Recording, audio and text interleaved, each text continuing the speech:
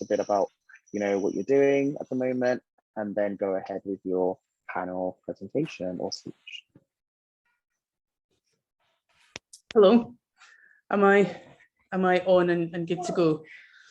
Okay, it's Tat and Shiv, but you were pretty close. Yeah, so we may be interrupted at various points by two small people who are not at nursery today. So we'll just call them making a radical noise, and we will work through it. If you miss anything, though, like just to say. So yeah, I am Judith. I am a student with Lisa Isherwood, although I do all distance learning, which is at the University of Wales, Trinity St David. And I am writing on the deconstructed generation of Christians, basically looking at how a new generation of Christians deconstruct their sexual ethics. So that is my primary focus. So if we're all good to go, I shall tell you my paper. Everyone hear me fine? Yeah. We can, and please don't worry about children, by the way. Please don't worry about children are allowed, children are there. Just do what you need to do, okay? Grand. Yeah, I think it's wonderfully clear that children are part of it, to be honest. Okay, that was sandals coming off. Okay, so I want to ask today, really ask the church, how radical is radical enough? The challenge for Christian theology in an era of privileged freedoms. So ought we to expect any radicality from the church? Where, how, why ought there to be limits on that radicality, if at all? We live today in the UK within a culture where we are highly privileged to have both the cause and the freedom to even ask these sorts of questions and to act accordingly. What is the significance of this freedom? What does or can it mean for the church?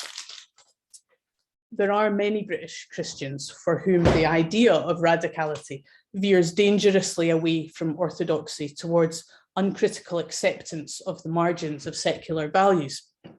However, there are also those for whom Jesus is inherently radical, challenging the religious orthodoxy and orthopraxy of his time, even to death. For them, the meaning of radical does not represent digression from orthodoxy and is neither spiritually dry nor blasphemous. Rather, it is foundational to Christianity because it was foundational to Christ. Consequently, they often experience church with disappointment, frustration, and even shame. When I was born in 1976, it was still illegal in Scotland for men to have sex with other men, and lesbian sex was not even yet recognised as existing in law. Yet today, I live as an out, queer, ordained Christian minister in a mainstream UK church, and I was legally married in 2016 to another woman in a church by a Christian minister in the company of my evangelical family. And together we are now raising our two fantastic children in a world that bears little resemblance to the world that we grew up in. Clearly, there has been radical and powerful societal change within our lifetimes. Nevertheless, within the church's progress, the gay question has come to be the touchstone issue of our times, monumentally divisive and around which barricaded lines have been drawn. Yet even as these lines continue to shift and the values of contemporary youth culture are normalised and absorbed into the psyche of Christians who, after all, are themselves constituent parts of society, language, even in the most fundamentalist of churches, has softened to become more pastoral and open, and many denominations have redefined their understandings of gender, of sexuality, and of marriage. However, in the march from marginalisation and repression towards freedom and equality, there remains a significant risk that once freedoms are won, the homogenising tendency of the church will suffocate the radical potential of queer liberation. In the normalisation of acceptance and celebration, the impetus to push towards radical justice, radical inclusion, radical equality, and radical freedom may lose momentum. Considerable work remains to be done around various issues relating to sexuality, the nature and meaning of marriage, monogamy and polyamory, the having and raising of children, and challenging questions around trans issues. Further work, reconciliation and change must be wrought around racism, classism, sexism and unity. The privileges of the contemporary era for those living within the UK are embodied in the benefits of legal progression and protection within a relatively liberal culture. Yet still, for those who live within a more cosmopolitan liberal community or have access to Christian communities with progressive understanding of sexuality and gender, or have higher socioeconomic status, they continue to experience far greater levels of personal freedom and expression, acceptance, inclusion, and safety still. However, the precedents for freedom, inclusion, and justice can be found throughout the Old and New Testaments of the Bible, particularly in the prophetic visions of Isaiah in chapters 54 and 56. There is a very clear articulation of God's preference for those who are marginalized. Barren women and eunuchs, men who had been castrated or suffered genital injury, were not able to have families of their own. Therefore, by the ancient Hebrew perspective of afterlife and community standing, they were considered to be excluded from God's everlasting covenant and from an equal place in community. And they have very much been taken on board as the queer heroes of the Bible, of the Old Testament. So along with foreigners, these individuals would ordinarily have been excluded, treated as though they were unclean and outside of God's love or grace. Yet God promises them far more than just inclusion. He promises a countercultural, expectation-destroying monument and name better than sons and daughters. God is gathering the outcasts of Israel, not the in-crowd. Just a minute, sweetheart. And so it is to these outcasts, not to the establishment, that God will draw others. Sorry, you can have a lolly too, but please watch it nicely in the sitting room. Thank you. There you go. Apologies. So later in the New Testament, in Acts chapter 8, we hear the story of one of the 12 disciples, Philip, being called by God to help an Ethiopian eunuch to understand what he's been reading in the prophecies of Isaiah. Although the eunuch has been reading chapter 53, which to the Christian understanding refers to the coming of Christ, it can be assumed that the eunuch has also read on to the words which refer specifically to men like himself. In this moment between the eunuch and Philip, the gathering of outcasts and the building of God's house of prayer for all people, i.e. the church, is being embodied. Chapter 56 is clearly being referenced. Then just 2 chapters later in Acts chapter 10, we read of another of the 12 disciples, Peter, experiencing a vision where he is presented with all sorts of food that he would have until now considered ritually impure. He is commanded to kill and eat, but piously refuses. After this dream, it becomes clear to Peter that the metaphor goes much further than just what he should eat. And he confesses, God has shown me that I should not call anyone profane or unclean. The vision received by the man who had been designated by Jesus, the rock, upon which, sorry, I have to find Mary Poppins.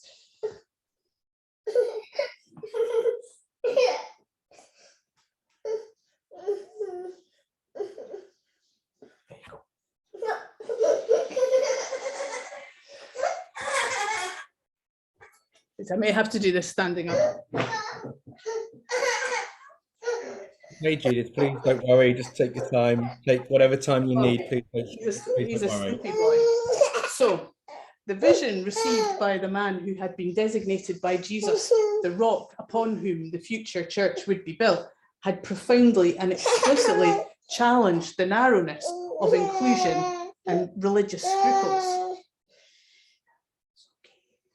These prophecies and stories show that this radical challenge is integral to what Christianity was always supposed to be.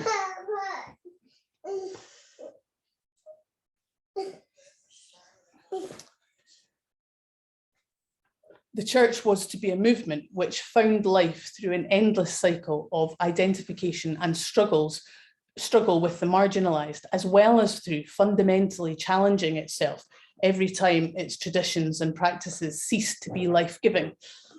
At the beginning, the church was nothing more than a small group of friends who had followed Jesus throughout his short 3-year ministry and then continued to follow him even to the death, resurrection and ascension.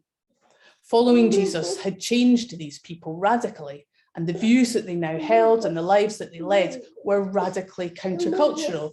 The earliest church had inclusive, barrier-annihilating, reconciliative love at its core.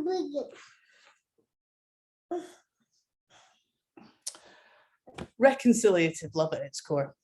These religious radicals had been taught and commissioned by Jesus to reach out to, assist, and stand up for all those who felt invisible, unheard, or alone, or had been deemed untouchable. They considered themselves to be the continuing body of Christ. In these actions, they kept Jesus alive, and in time, the separation between heaven and earth, all evil, sadness, and grief, would be healed, the new kingdom vision. However, as the church spread across the world, many of the very worst aspects of power, patriarchy, establishment, and political collaboration were absorbed. The former given of radicality, speaking truth to power and challenging internal practices and traditions, lost a great deal of its energy. It was later re-energized through the reformations of the 16th century, yet over time, the church once more began to lose its radical countercultural momentum and primary identification with the marginalized. The church, which surely holds the potential to be a driving force of progress and liberation, tends today more towards hesitancy and conservatism, generally well behind the culture within which it exists. In many, if not most parts of the church, approaches remain far more reflective of modernism than postmodernism, systems and perspectives relying on universal objectivity and doctrine communicated through often obscure historic language. There is a prevalent fear of ideas or practices out with familiarity, and perhaps it is sometimes true that those who experience the frustration of that reluctance have made some intellectual sport of being intentionally controversial or provocative, pushing boundaries further than always seems entirely necessary in order to effect even a little progress. And this effort has at times resulted less in reformation than it has in alienation. However, as we know, with so many other movements, this manner of push is often exactly what is required in order for the progress we desire to have any chance of normalization. When there is resistance to progress in the church, it tends to come from insecurity, a worry that the comfortable and familiar climate of the church one has grown up with might be threatened or destabilized. Further, within the predominantly middle-aged, middle-class culture which abounds in the church, there is also an inherent cultural resistance towards engaging openly with uncomfortable issues.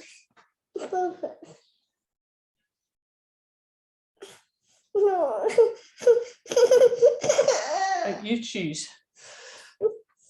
Many inherent cultural resistance towards engaging openly with uncomfortable issues.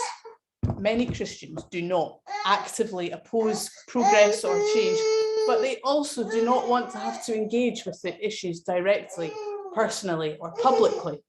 There are very few church members today who do not at least have a queer child or grandchild, nephew or niece, or haven't within their families experience of divorce, birth control, sex outside of marriage, or cohabitation. Fears relating to open engagement with matters of sexuality reflect age-old taboos, conditioned revulsion towards the idea of queer male sexuality, discomfort towards transgression of supposed ideals of maleness and female, minimization and commodification of women's sexuality, an ingrained conservatism, prudishness and embarrassment, and a desperate desire to just avoid rocking the boat. This conservatism contrasts starkly to the woke phenomenon of our times. Woke is most correctly a misappropriated label with African-American roots, which has come to be understood to refer to an attitude of broad, often uncritical acceptance and inclusivity. Woke voices are as present in the church as they are in secular society, the product of the privileged freedoms and the culture they generate. Young people who are often labelled snowflakes have shown themselves, though, to be uniquely equipped to hold together holistically the contradictory matrix of identity-based struggles and causes that exist in our culture today. However, the woke attitude has not been exclusively a catalyst for progress. Increasingly, it has led to the expression of challenges to the rapid stream and direction of progress being shut down, to the extent that voices have been silenced and careers have been ended. Cancel culture.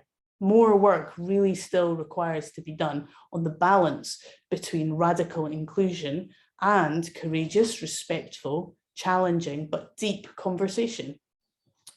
The woke postmodern approach is reflected in the British Emerging Church Movement, ECM, a new generation of Christians, not necessarily bound by age, who have found themselves disappointed and dissatisfied with perceived lethargy and restrictedness of the church.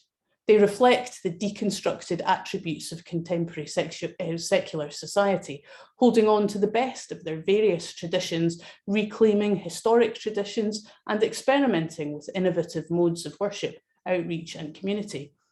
The movement can be observed in concentrated form at Christian festivals such as Greenbelt, where social justice and community come first, deconstructed alternative worship and celebration second, denominational or evangelical/liberal allegiances dropping off the list almost entirely. The energy that is generated from such dissatisfaction and disappointment is kinetic. It catalyzes deconstruction, which is transformed into directional and dimensional movement action. The emergent Christian desires to be in solidarity with all people who it sees the church is failing, identifying and occupying ever new margins. Then, as each marginalized issue, community, or individual comes to be accepted, included, and celebrated, new margins emerge, an eternal and synergetic cycle.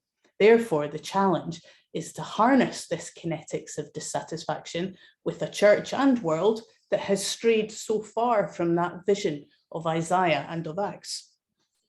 This perspective closely parallels that of queer theory and is prevalent within youth culture, resisting the oppressive power of patriarchal establishment, challenging injustice and championing inclusivity, particularly in favour of those who cannot or do not care to inhabit the confines of dominant norms around sexuality and gender identity. Similarly, fluidity and queering appear to be increasingly intuitive and normalised. Further, that practice of queering has come to be shared across these groups. Queering is an act of deconstruction, reading texts and context through transgressively alternative or provocative lenses. Judith Butler, one of the progenitors of queer theory, argued that even the designation of queer itself should never be fully owned, but always and only redeployed, twisted, queered from a prior usage and in the direction of urgent and expanding political purposes. So too, queering the Bible challenges Christians to let go of the idea that they own the Bible and claim God's intention that the scriptures should be perpetually and creatively reapproached and understood in order to shed ever new light on the contemporary situation.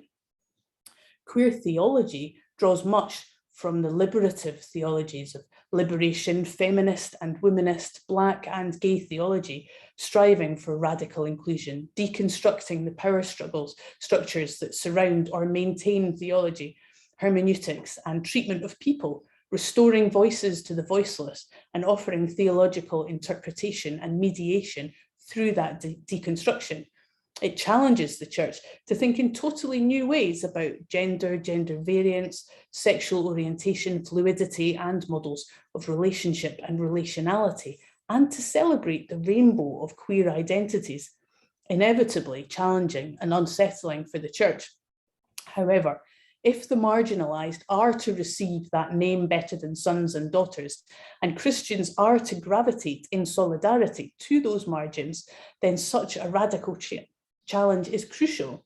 Where one struggles, we all struggle. Just as Christ took upon himself all the sin of the world, even to death, Christians, as the representative ongoing body of Christ in the world, must also take upon themselves the estrangement experienced by every single soul.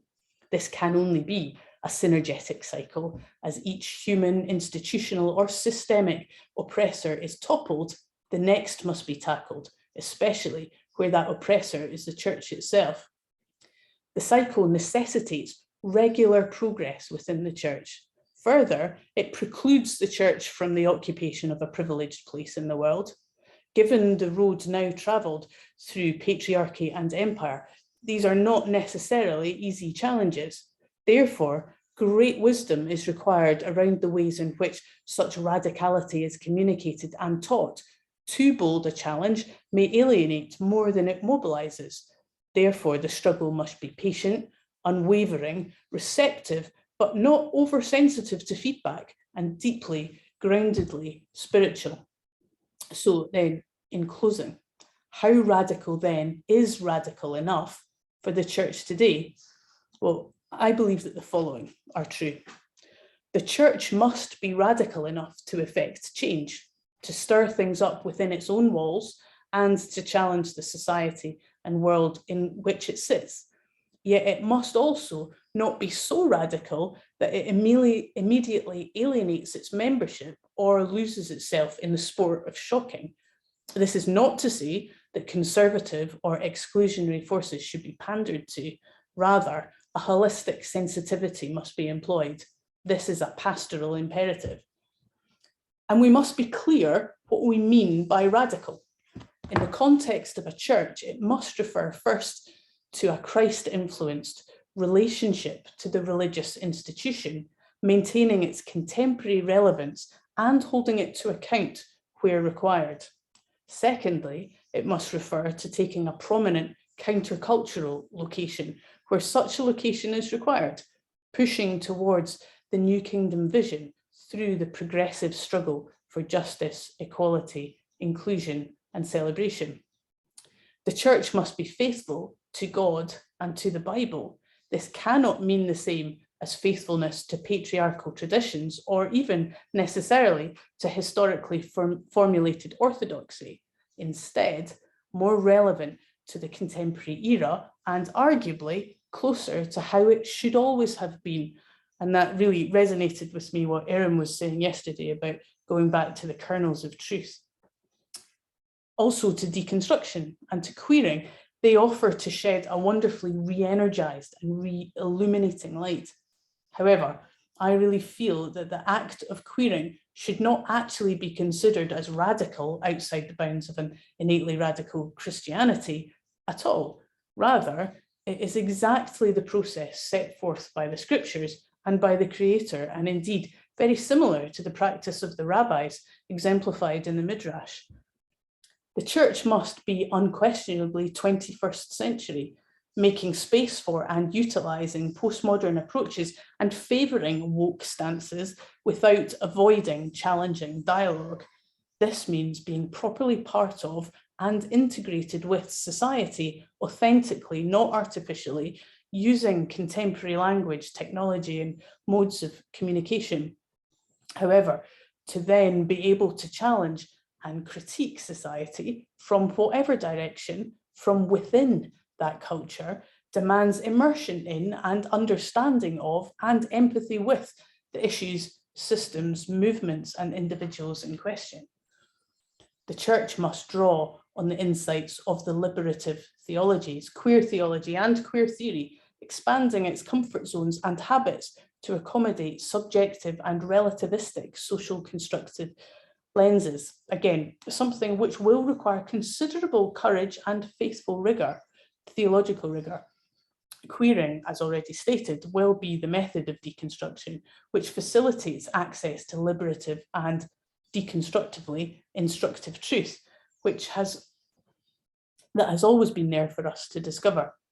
Further, by favouring in particular the marginalised and spreading power across the many and the ordinary, rather than the few or the privileged, the Church can maintain its sacred calling to be a site of liberation.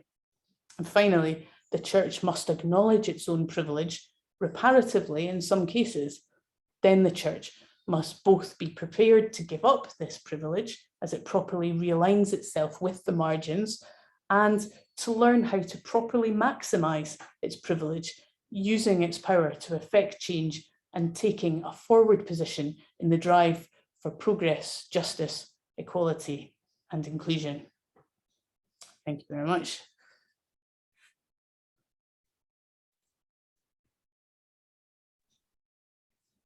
Oh my goodness.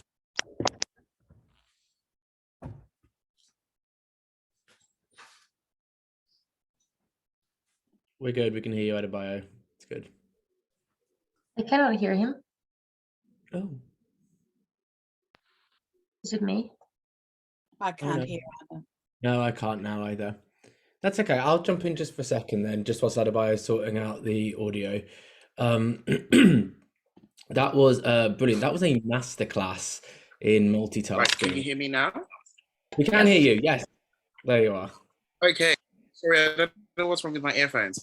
Oh my goodness, Judith, that was fantastic. And can I just say, I also just Your assistance during that presentation, that was amazing. I thought one thing Nick said while you were presenting was just how they were in awe of the masterclass at multitasking, which I think you really showed us beautifully. That was fantastic. That was absolutely amazing. I made so many notes as you were speaking because there was so much that you said that really resonated with me. I think especially as a Christian, as queer, I think there was a lot of things that you really did touch on. Some just being like, I'm just going to mention some of them, talking about can we expect radicality from the church, but also speaking about the inherent radicality from Jesus as well. And I think understanding it from that context as well was so interesting when you think about some of the works that a lot of people have done, like you mentioned in Queering Religion, but also talking about the radical societal change that's kind of that you've experienced in your lifetime. I think that was absolutely beautiful, and thanks for sharing your story with us as well. I think that's something that I've been really grappling with, this idea of inclusion in systems that people have found inherently violent, like Christianity, like religion, like the legal system, but also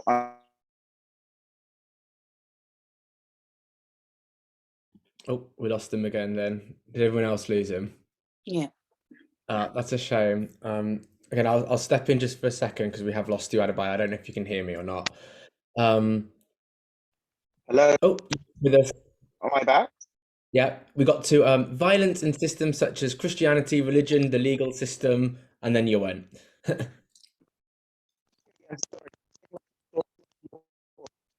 help. No, it's all right.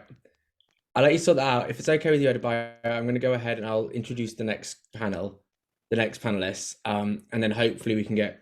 I'm assuming you can hear us, and then we will. Okay, perfect. And then hopefully we'll get it sorted for the discussion afterwards, if that's okay. So with that, I would like to welcome our next speakers. Do you have any slides to share, our next speakers? I just wanted to check. Yeah, I've got some slides and a video that we'll kind of sidestep into. So bear with me while I'll set those up. Okay. It's not a problem. I'm going to use this as the opportunity then, as I'm temporarily chair. Judith, could you drop in a reference for that Judith Butler quote about the designation of queer itself? I've heard it before, and for the life of me, I couldn't find it. And I've just heard it now, and I was like, someone, when you get a moment, of course, please do what you need to do. Oops. Sorry, I'm just taking a minute. Hang on. It's okay. Here we go. We have a bit of time in this session anyway because of the less Fantastic. speakers, so we can. Yeah, just as well for us, really. Okay.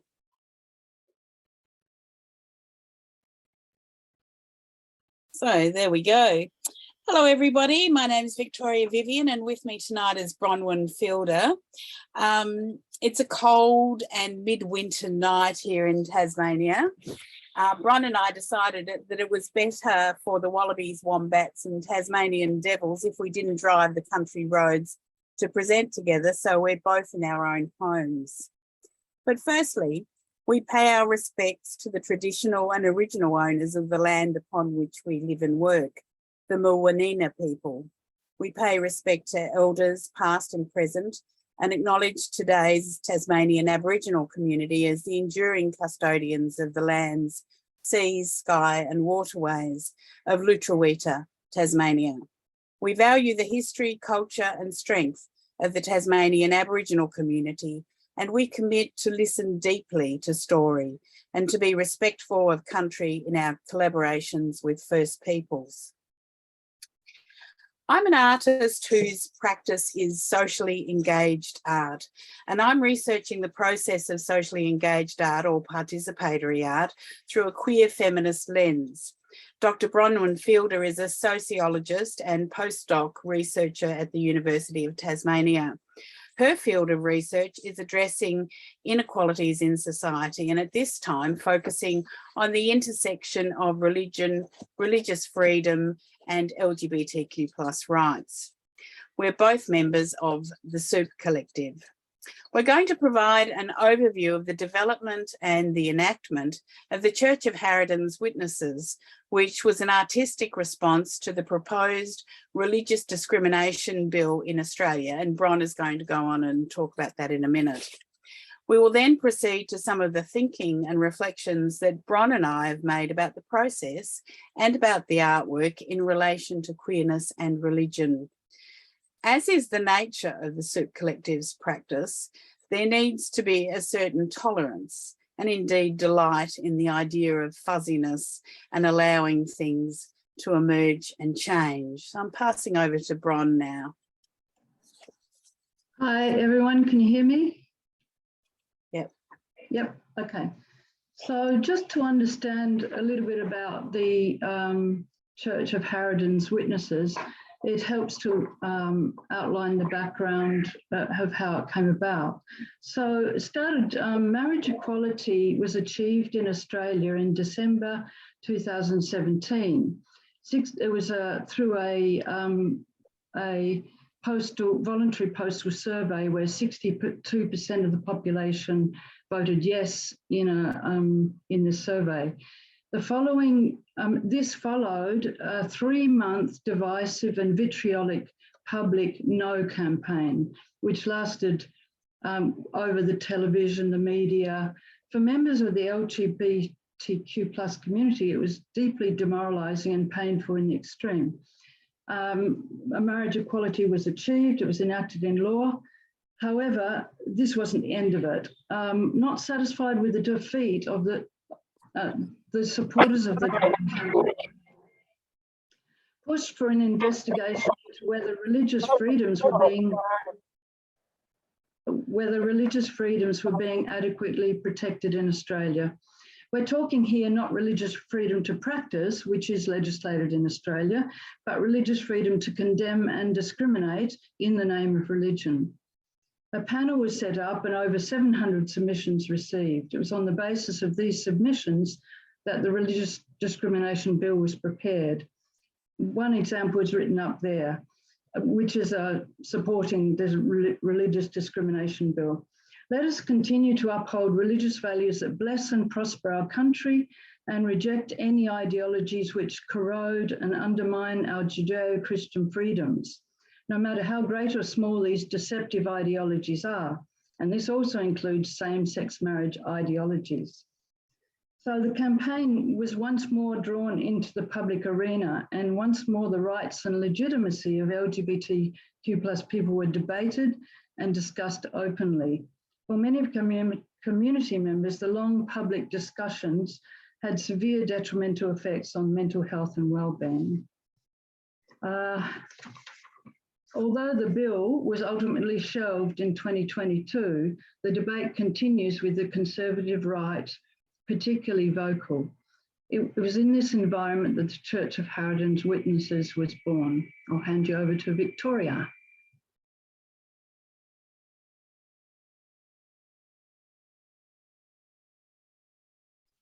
Thanks, Bron. The Soup Collective was established by 5 foundation members in 2017 who came together to produce a participatory art installation during the debate in Australia over marriage equality.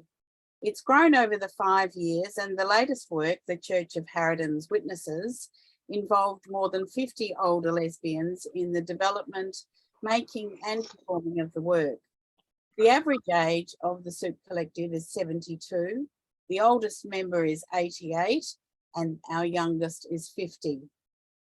Authorship is attributed to the collective as a whole, and my role within the collective is as artist producer.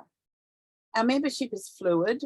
Women come when they are engaged and have something to say, and there are no requirements other than being over 50 and identifying as a lesbian.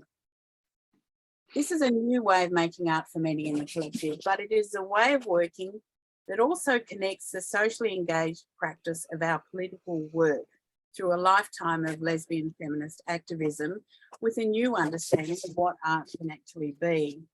Our work is based on conversations in the conceptual development, in the making, and also in the invitation to converse with participant viewers. This work began as an issue that the collective wanted to pay attention to pre-COVID in 2019, when the first version of the bill was put out for comment. When we emerged out of our COVID cocoons in 2021, work on this project began. We had 10 meetings with older lesbians, about 50 people in total, over bread and cheese and cake and wine and of course soup. We asked about the problem with religion. Why was it that so many of the women in our networks were not interested in being involved as soon as they heard the word religion? We asked about the structure of the church, who would make decisions, how money would be handled, what the rules would be, or if there were to be no rules. We asked about our origin story, how we emerged, and what our core beliefs and tenets, our symbols and rituals and practice would be. All the conversations were loosely transcribed and mapped by the collective, and then we found the connections and contradictions and explored how themes meshed with another. And we developed the revelation, the tenets, the rituals and practices, the women who went before, and the ordinance for the Church of Harridan's Witnesses. Why the name? It is who we are, Harridans, now unapologetically old, speaking our truth, accepting our difference, discomfort, our humour, and at times keeping play a keynote to the serious political issues that we confront. And we bear witness, so we are witnesses, the plural, the old lesbian Harridans who keep watch and take action. We do not stay silent. Now I'm going to try and get you on to looking at a short video that we've put together that will actually take you into the opening and some words from one of the documents that we wrote and give you a sense of what it was like. So bear with me. I think I've got to stop this share and start another one.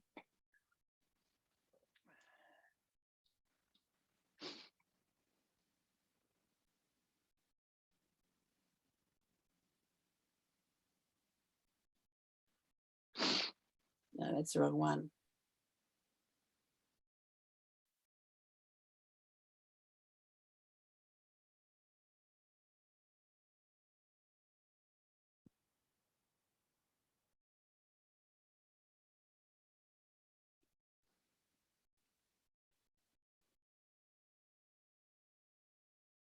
And here are the thoughts and words of the Soup Collective. Quote, historically, lesbians who resisted and spoke out against state and institutional discrimination, especially by religious church institutions, and refused patriarchal control of their bodies and sexuality were called hags, witches, harridans, immoral, unnatural, sinful, and dangerous. Today, we call them fighters, visionaries, witnessers, and truth tellers. As older lesbians, we reclaim those words meant to demean and condemn, and declare them to represent audacity, fortitude, inclusion, pride, honesty, integrity, selflessness. We honor the known and unknown lesbians as our path breakers and our path makers, heroines and mentors who witnessed, spoke, and acted to change the world for the better for us and for the common good.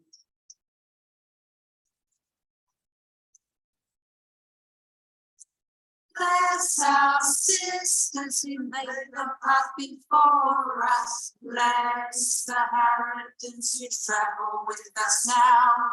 Bless and protect the sisters who will follow. Bless them.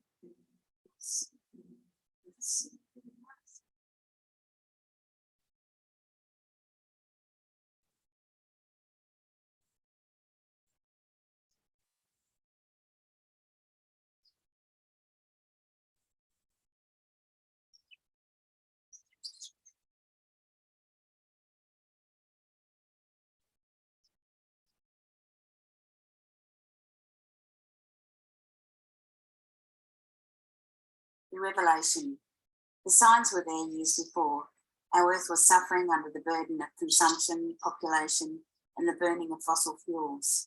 The animal and plant kingdom could not adapt as quickly as the climate was changing, and the places where they had once thrived were now being mined for resources below and above the ground. There was a sense of doom, of an inevitable collapse of everything that was precious. People stood by and shook their heads in dismay, but those in charge resisted change and focused on money and power.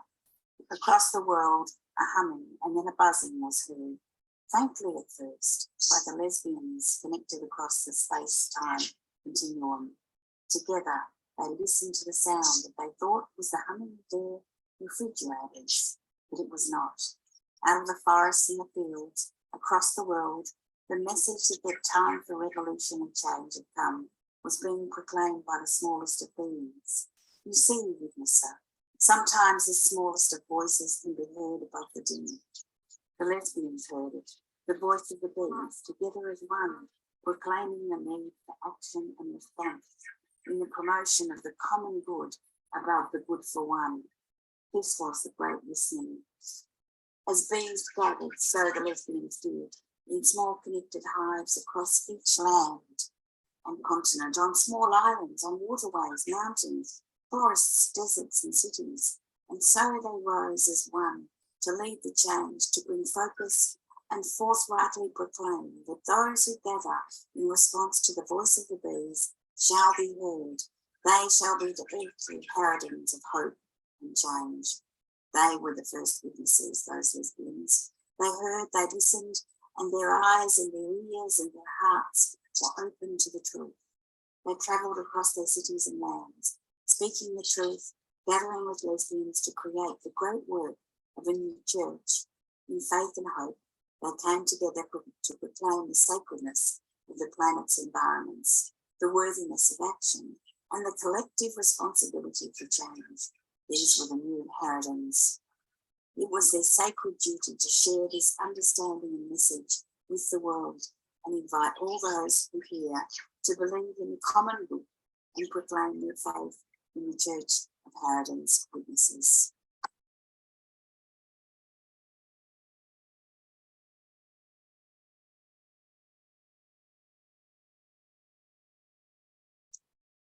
Okay, now we're back to the presentation and Bron's going to speak to the next slide.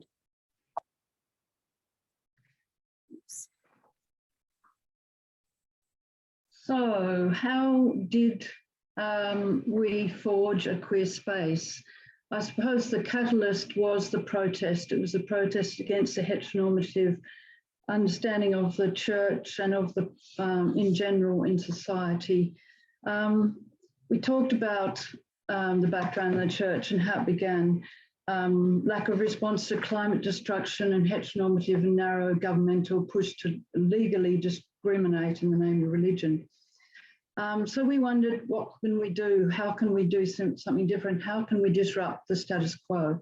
The next 4 slides look at this process, the observations and experience of the Church of Haradin witnesses during this time.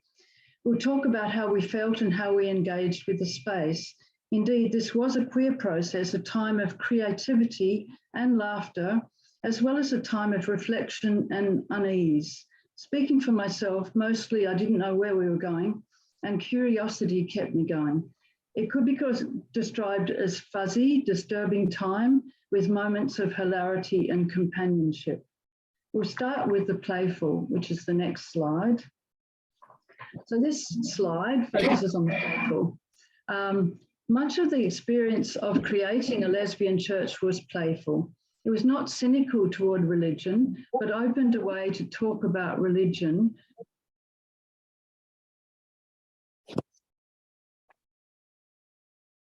You've muted yourself, I think. The host muted me, apparently. Anyway, you can hear me now? Yes. Yes, okay. So to illustrate the playful, we've taken some quotes from some of the 10 or so meetings that we had over wine and cheese from the 50 or so lesbians that took part.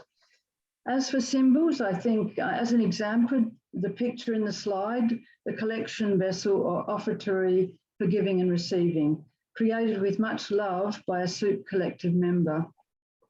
It speaks for itself. Rituals, there are a myriad of rituals discussed and suggested.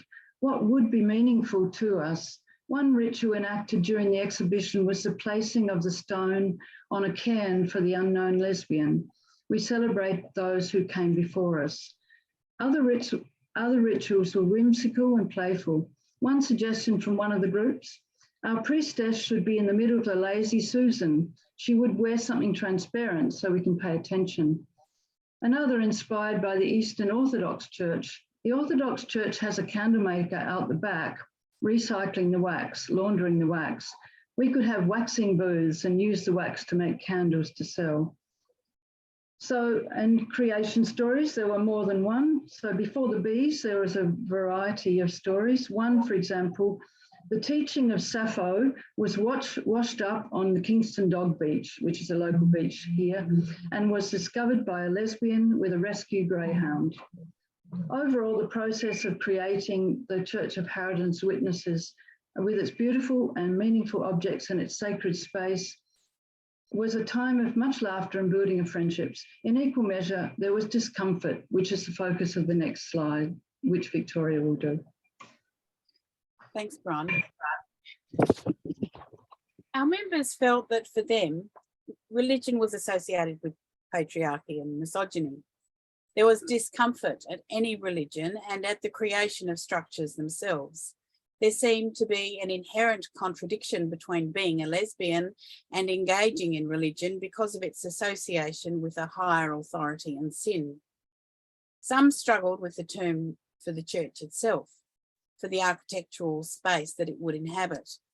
Each term was loaded with other meanings for the Soup Collective members: church, sanctuary, cathedral, chapel, Bethel, abbey, temple, parish, amongst others. Around 100 women were actually approached to participate, and while 50 or so said yes, many of those that said no could not bear the thought of being involved in something about religion, albeit a lesbian one. For others, there was a disconnect between their own strongly held spiritual beliefs and the fear that what we were doing could possibly lampoon and hurt their belief and faith. There was also discomfort in revisiting some painful experiences of rejection. There was grief at being excluded from the church community and a sense of belonging and participation in ritual that helped anchor their spiritual lives. And I've put a couple of those quotes up there on the slides that I'll allow you to read yourself. Our process is also loose and flexible, contradictory, fuzzy, and ambiguous. Some of our members found the looseness of direction uncomfortable. The process itself was well managed and purposeful, but the lack of direction and the allowance for ideas to emerge continuously was a challenge for some. Those of us who had experienced this with other Soup Collective work merely smiled discreetly and allowed the discomfort to emerge and then settle. We painted icons of some of the women who went before that we included in the Book of Everything. We made gouache from natural pigments, honey and gum arabic. And some of the artists had very little experience painting, and all had no experience with this medium. The style and the so-called quality of the representations were variable, and there was an urge to remedy and restore that was resisted in favour of sitting with that discomfort. For the viewers, there was some discomfort at seeing so many women, many of whom they did not recognise as lesbians, and even more whose stories were told in the Book of Everything. We used the content of the 10 discussion groups to guide us. Sometimes, when we were pulling it together, we would get sidetracked and go off on tangents, but we would be gently guided back to the discussion group. One of the women who had contributed to the discussion groups had since developed an acute form of dementia. Her friends were and are devastated and surround her with love and care. One came to me and asked if she could put wax eggs that were precious to Jay in the exhibition. This was not something that had arisen from the discussion groups, and those that were asked felt discomfort about the integrity of the work being at risk with this insertion. We held our breath and said, yes, of course. So there's a picture of Jay there with the eggs in the sanctuary of the church. In a queer church, is anything actually fixed, and is everything possible? How can we have a non-hierarchical hierarchy, a structure that promotes the good for all above the good for one that welcomes everyone, where everyone has a voice and participates in the focus and direction of the faith, but at the same time grants lesbians the privilege and the responsibility of making the final decisions? This contradiction was observed across the 10 discussion groups, but one that we collectively felt that we would and should allow. And pass me back to Bron. So finally, we'll talk about the Church of Haradin witnesses over the period of the exhibition. The exhibition was in a public gallery for approximately 2 weeks. The 2 weeks, the witnesses became part of the artwork of the religious performance. There were 4 roles: the celebrant, the pastora, the witnesser, and the keeper. Each had equal value and shared equal respect. Each had a role to play and to respond to the public. There were no fixed rules, little criteria and little guidance. They wore robes and chose the role which had the hand-stitched role written on the headband. The keepers swept and cleaned, the witnesses talked, the pastora preached. There was fluid interaction with others and visitors. For short periods of time, there was a performative transformation. At times, the space was quite magical and sacred. The bird song, the bees, the artworks, the beauty of the symbols, the Book of Everything, the Book of Us. It was also an artwork and a protest. The many facets of the Church of Haradin witnesses itself moved around, merged and overlapped, and at times this was strange and disturbing. It was also impermanent and fleeting.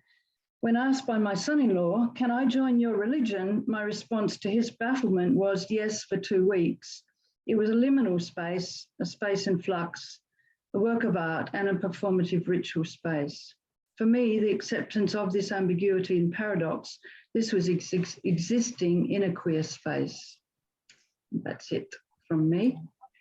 And thank you very much for listening to us, and we look forward to your observations and reflections at the end of the session. We'll continue to make art and to develop the research around this particular work, and I invite you to go and visit our webpage or find us on Facebook so you can continue to see what the Soup Collective gets up to. So thanks very much.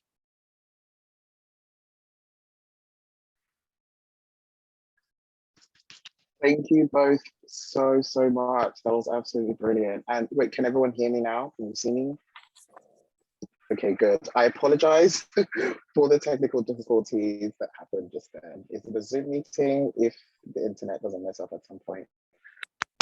Again, thank you both so much. That was absolutely great. That was absolutely fantastic. I think it's so amazing to see just community building, particularly in a space where you are kind of seen as an antipode, that's seen as an antipode to like your religion, or even like in this context of like, you know, age of time and space, and seeing how you're able to foster this community amongst yourselves. I think it's absolutely brilliant.